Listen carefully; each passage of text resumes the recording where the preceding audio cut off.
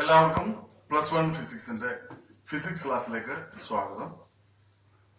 നമ്മൾ first chapter motion in A straight line എന്ന് പറയുന്ന ചാപ്റ്ററാണ് നമ്മൾ ഡിസ്കസ് ചെയ്തുകൊണ്ടിരിക്കുന്നത്.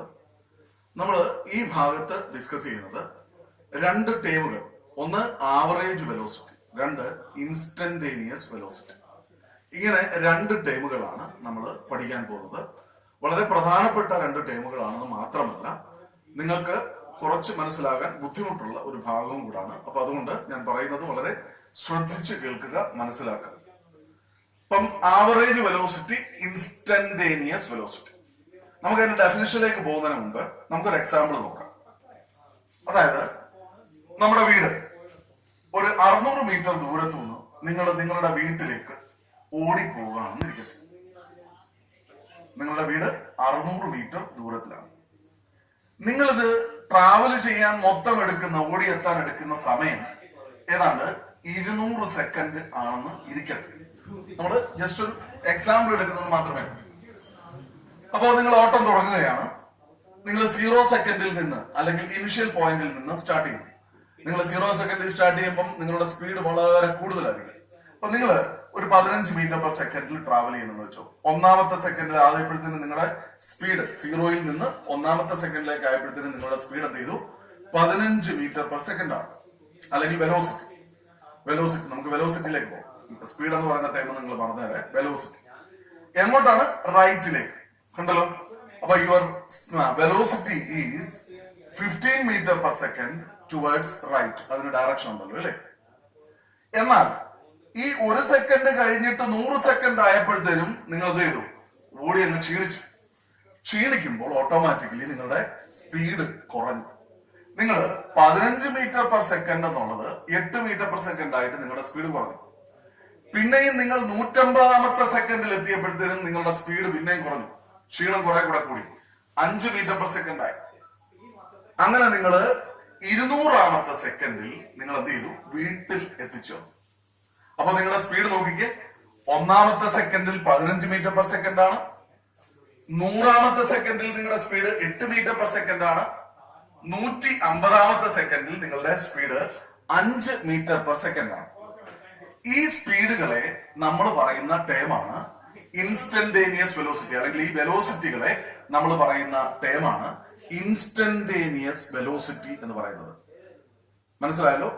എന്ന് വെച്ചാൽ വെലോസിറ്റി ഓഫ് ആൻ ഒബ്ജക്ട്, നമ്മളെയും ഒരു ഒബ്ജക്റ്റ് ആയിട്ട് അങ്ങ് കൺസിഡർ ചെയ്താൽ, velocity of an object at A particular instant of time, ഒരു പർട്ടിക്കുലർ ഇൻസ്റ്റന്റ് ഓഫ് ടൈമിലെ ഒരു പർട്ടിക്കുലർ നിമിഷത്തിലെ വെലോസിറ്റി, ആ വെലോസിറ്റിയെ നിങ്ങൾ പറയുന്ന പേരാണ്, അല്ലെങ്കിൽ നമ്മൾ പറയുന്ന പേരാണ് ഇൻസ്റ്റന്റേനിയസ് വെലോസിറ്റി.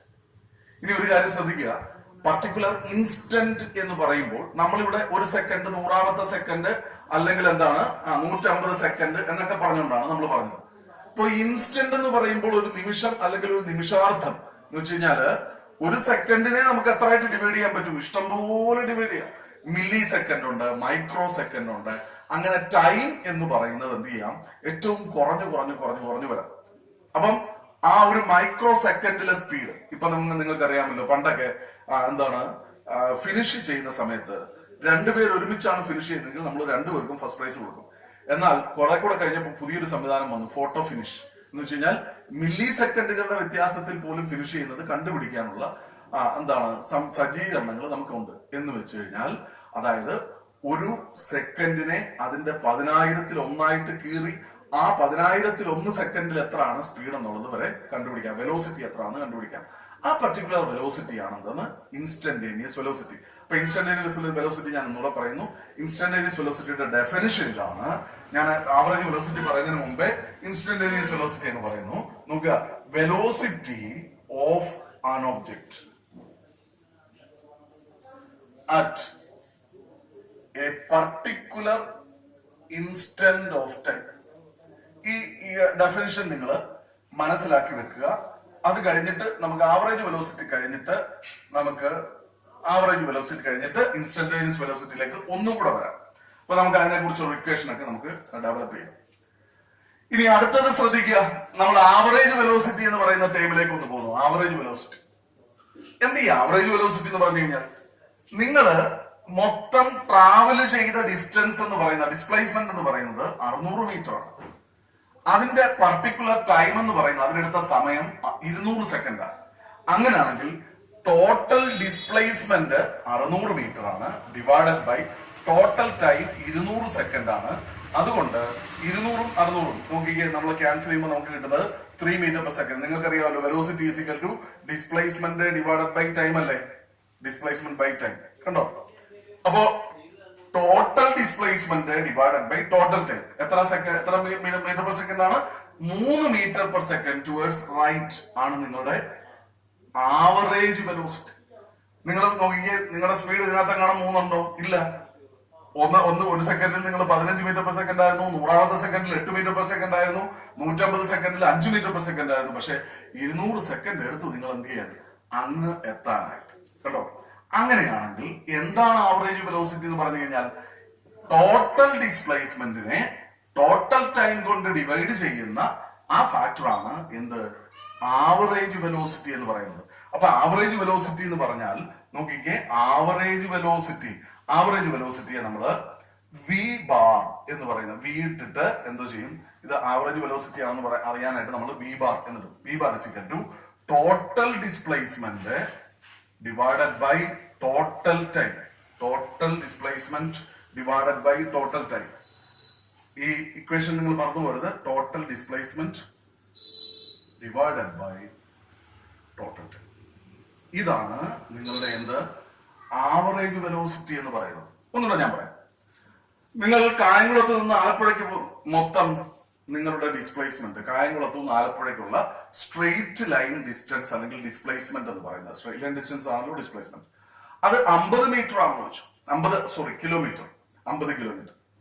ഇത് നിങ്ങൾ 2 മണിക്കൂർ ട്രാവൽ ചെയ്യും. 2 മണിക്കൂർ എടുത്താണ് നിങ്ങൾ ബൈക്കിൽ യാത്ര ചെയ്തത്.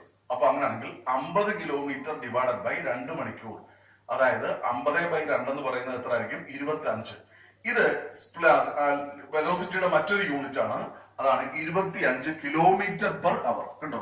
മീറ്റർ പെർ സെക്കൻഡ് എന്ന് പറയുന്നത് അതിന്റെ സ്റ്റാൻഡേർഡ് യൂണിറ്റും മറ്റൊരു യൂണിറ്റ് ആണ് കിലോമീറ്റർ പെർ അവർ. അത് കുറച്ചുകൂടെ വലിയ യൂണിറ്റ് ആണ്.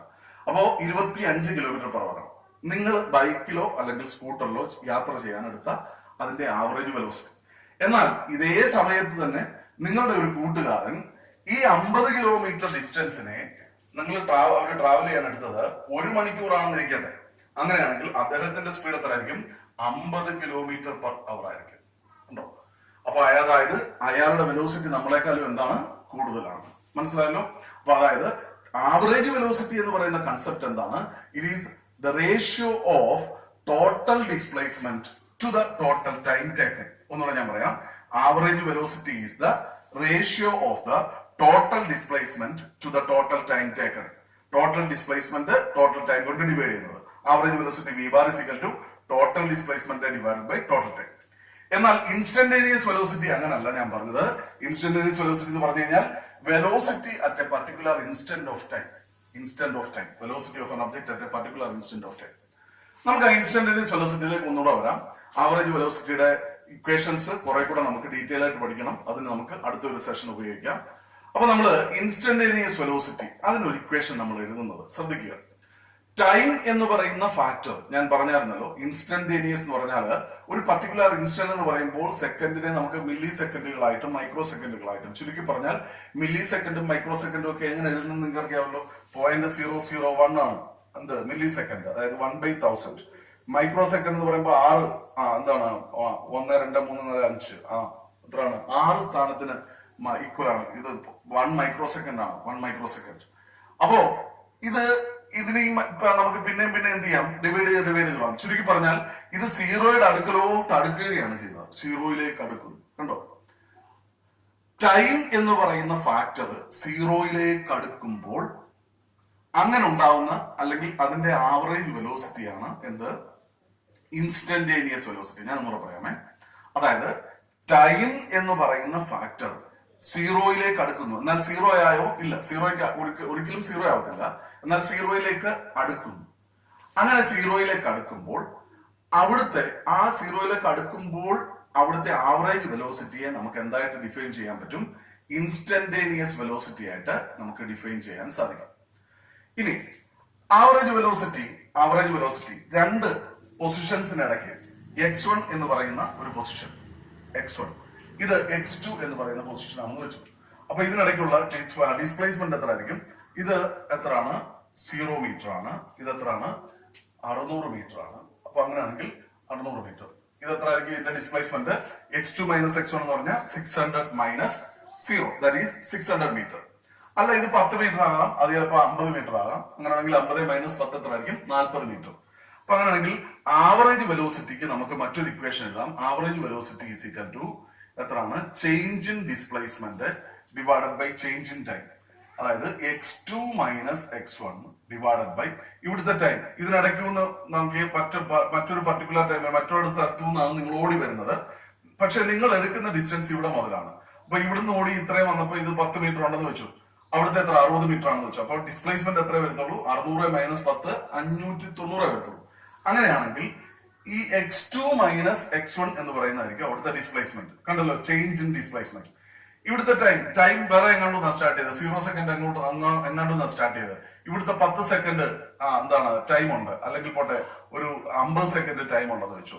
അങ്ങനെയാണെങ്കിൽ നിങ്ങളുടെ ടൈം എന്ന് പറയുന്നത് 200 മൈനസ് 50 ആയിരിക്കും. ഇതിനെ നമുക്ക് T1 എന്നും ഇതിനെ T2 എന്നും എടുത്താൽ നമുക്ക് x2 minus x1 divide by T2 minus T1 എന്ന് കിട്ടും. കണ്ടോ? അതായത് change in displacement divide by total change in displacement divide by change in time. അതിനെ നമുക്ക് x2 മൈനസ് x1 എന്ന് പറയുന്നതിന് പകരം ഡെൽറ്റ എക്സ് എന്ന് എഴുതാം. ഈ നൊട്ടേഷൻ ശ്രദ്ധിച്ചോ, ഡെൽറ്റ എക്സ്. നമുക്ക് ചേഞ്ച് ഇൻ ഡിസ്പ്ലേസ്മെന്റ് അല്ലെങ്കിൽ ചേഞ്ച് ഇൻ ഡിസ്റ്റൻസ് എന്നൊക്കെ പറയുന്നതിന് പകരം നമ്മൾ കൊടുക്കുന്ന ഒരു നൊട്ടേഷൻ ആണ് ചേഞ്ച് ഇൻ എന്ന് പറയുന്നതിന് പകരം ഡെൽറ്റ എന്ന് കൊടുക്കും. Divided by T2 minus T1 എന്ന് പറഞ്ഞു കഴിഞ്ഞാൽ എന്താണ്? Change in time, that is delta T. അപ്പൊ ആവറേജ് വെലോസിറ്റിക്ക് നമുക്ക് ഇങ്ങനെ ഒരു ഇക്വേഷൻ ഉണ്ടാക്കാം. Delta X divided by delta T. X by T എന്ന് എഴുതിയാലും കുഴപ്പമൊന്നുമില്ല. എന്നാൽ എന്താണ്, ഒരു പർട്ടിക്കുലർ കേസിനെ നമുക്ക് സങ്കല്പിക്കുമ്പോൾ നിങ്ങൾ ഇവിടുന്ന് കായംകുളത്ത് നിന്ന് ആലപ്പുഴ വരെ പോകുന്നു. അപ്പൊ ആ മൊത്തം ഡിസ്റ്റൻസ് എന്ത് ചെയ്യുന്നില്ല, നിങ്ങൾ കാൽക്കുലേറ്റ് ചെയ്യുന്നില്ല. എന്നിട്ട് ഒരു പർട്ടിക്കുലർ സെന്ററിൽ എത്തുമ്പോൾ, ഇപ്പൊ ഹരിപ്പാട് എത്തുമ്പോൾ, അല്ലെങ്കിൽ നങ്ങ്യാർകുളങ്ങര എത്തുമ്പോൾ, അല്ലെങ്കിൽ ചേപ്പാട് എത്തുമ്പോൾ, അവിടെ മുതലുള്ള വെലോസിറ്റി മാത്രമേ നിങ്ങൾ കാൽക്കുലേറ്റ് ചെയ്യുന്നുണ്ടെങ്കിൽ അവിടെ മുതൽ ആലപ്പുഴ വരെയുള്ള ഡിസ്റ്റൻസ് നിങ്ങൾ കണക്കാക്കത്തുള്ളൂ. അപ്പൊ അതുകൊണ്ട് ആ രണ്ട് പൊസിഷൻസിനിടയ്ക്കുള്ള ഡിസ്പ്ലേസ്മെന്റ് ആണ് x2 മൈനസ് x1 കൊണ്ട് അർത്ഥമാക്കുന്നത്. ഡിവൈഡഡ് ബൈ അവിടുത്തെ ചേഞ്ച് ഇൻ ടൈം എന്ന് പറയുന്നത് എന്തായിരിക്കും? T2 minus T1. മനസ്സിലായല്ലോ? ആ ചേഞ്ച് ഇൻ ടൈം ഡിസ്പ്ലേസ്മെന്റിനെ നമ്മൾ ഡെൽറ്റ എക്സ് എന്നും ചേഞ്ച് ഇൻ ടൈമിനെ നിങ്ങൾ ഡെൽറ്റ ടി എന്നും നോട്ട് ചെയ്താൽ average velocity is equal to delta X divided by delta T എന്ന് എഴുതാം. ഇനി ശ്രദ്ധിക്കുക, ഇൻസ്റ്റന്റേനിയസ് വെലോസിറ്റി ഞാൻ പറഞ്ഞു എന്താണ്? ടൈം എന്ന് പറയുന്ന ഫാക്ടർ 0യിലേക്ക് അടുക്കുന്നു. നമ്മൾ അതിനെ ഇങ്ങനെ എഴുതുന്നത് ഇൻസ്റ്റന്റേനിയസ് വെലോസിറ്റിയെ നമ്മൾ, അല്ലെങ്കിൽ വെലോസിറ്റിയെ instantaneous velocity v is equal to limit delta T tends to 0. കണ്ടോ?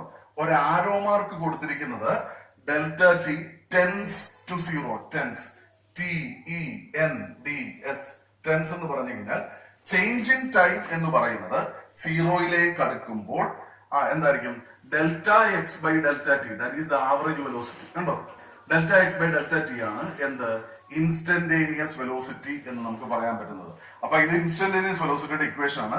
Limit delta T tends to 0 delta X by delta T എന്ന് പറയുന്നത്. അതായത് ആവറേജ് വെലോസിറ്റി എന്ന് പറയുന്നത് അത് അതിന്റെ ടൈം ഫാക്ടർ 0യിലേക്ക് അടുക്കുമ്പോഴുള്ള വെലോസിറ്റിയെ നമ്മൾ പറയുന്ന പേരാണ് ഇൻസ്റ്റന്റേനിയസ് വെലോസിറ്റി എന്ന് നമ്മൾ പറയുന്നത്. അപ്പോ രണ്ട് ടൈമുകളാണ് നമ്മൾ പഠിച്ചത്. ഒന്ന് ആവറേജ് വെലോസിറ്റി, രണ്ട് ഇൻസ്റ്റന്റേനിയസ് വെലോസിറ്റി. ആവറേജ് വെലോസിറ്റി എന്ന് പറഞ്ഞു കഴിഞ്ഞാൽ it is the ratio of total displacement to the total time. Instantaneous velocity എന്ന് പറഞ്ഞാൽ it is the velocity at any particular instant of time. അതിനെ നമ്മൾ delta X by delta T, limit delta T tends to 0 delta X by delta T എന്ന് note ചെയ്യാം. അപ്പൊ instantaneous velocity എന്ന് പറയുന്നത് time limit 0യിലേക്ക് അടുക്കുമ്പോഴുള്ള ആവറേജ് വെലോസിറ്റി. അതുകൊണ്ട് നമ്മൾ ഇൻസ്റ്റന്റേനിയസ് വെലോസിറ്റി നമുക്ക് ഇങ്ങനെ ഡിഫൈൻ ചെയ്യാം. It is defined as the time limit of average velocity when the time is very small.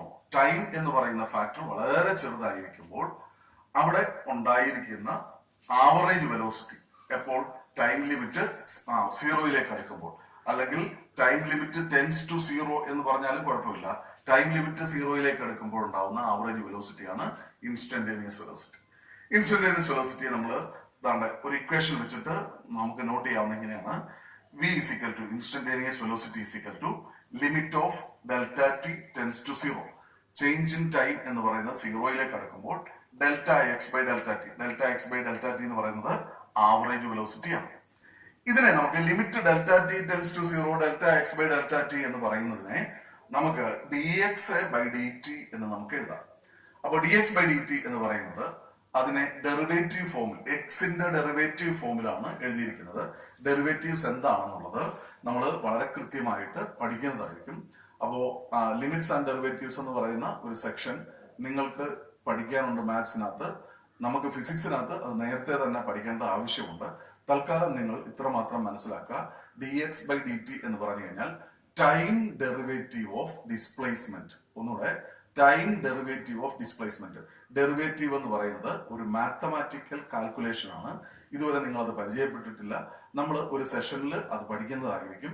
എന്നിട്ട് നമുക്കത് കൂടുതലായിട്ട് മനസ്സിലാക്കാം. ഇപ്പോൾ തൽക്കാലം ഇങ്ങനെ മാത്രം മനസ്സിലാക്കുക, limit delta T tends to zero delta X by delta T എന്ന് പറയുന്നതിനെ നമുക്ക് D X by D T എന്ന് നമുക്ക് എഴുതാം. ഇനി ആവറേജ് വെലോസിറ്റി ഇക്വേഷൻ മറന്നു പോയത് വളരെ ഇമ്പോർട്ടന്റ് ആണ്. നമ്മൾ അടുത്ത ഭാഗത്തേക്ക് അതാണ് പോകുന്നത്. V bar is equal to total displacement divided by total time. അത് delta X by delta T എന്ന് എഴുതാം, അല്ലെങ്കിൽ വെറും എക്സ് ബൈ ടി എന്ന് നമുക്ക് എഴുതാം. അവിടെ ഡെൽറ്റ എക്സ് എന്ന് പറയുന്നത് രണ്ട് ഡിസ്പ്ലേസ്മെന്റ് അല്ലെങ്കിൽ രണ്ട് പൊസിഷൻ ഇടയ്ക്കുള്ള ഡിസ്പ്ലേസ്മെന്റ് ആണ്. x2 മൈനസ് x1 ആണ്. ഡെൽറ്റ ടി എന്ന് പറയുന്നത് ചേഞ്ച് ഇൻ ടൈം ആണ്. അത് രണ്ട് ടൈം ലിമിറ്റുകൾക്കിടയിലുള്ള ടൈമാണ്. അതിനെ നമുക്ക് T2 മൈനസ് T1 എന്ന് പറഞ്ഞുകൊണ്ട് എഴുതാം. Okay, thank you.